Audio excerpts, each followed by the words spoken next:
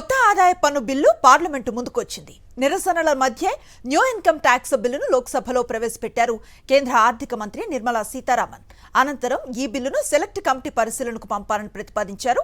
రెండవ దశ బడ్జెట్ సమావేశాల ప్రారంభం రోజు ఈ నివేదిక సభ ముందుకొస్తుందని తెలిపారు. కొత్త ఆదాయ పన్ను బిల్లును లోక్సభలో ప్రవేశపెట్టడాన్ని ఇండియా కూటమి పక్షాలు వ్యతిరేకించాయి.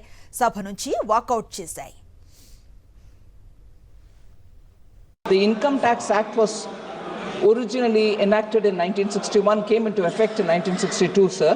At that time, they had only 298 Act sections, and that is correctly referred.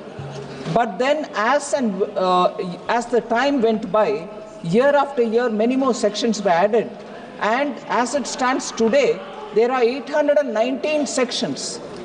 From that 819, we are bringing down to 536. So, he should look at what it is today rather than what is in 1961. They are not mechanical change. Substantial changes are being made.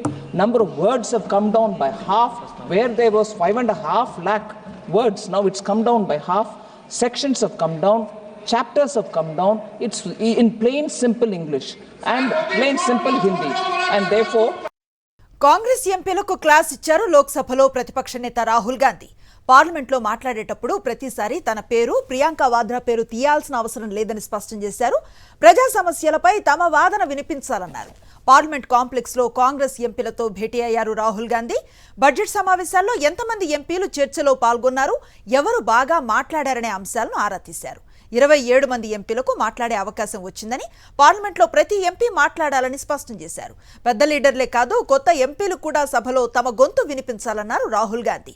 Parliament budget సమావేశాల తొలి దశ నేటితో ముగుస్తుంది.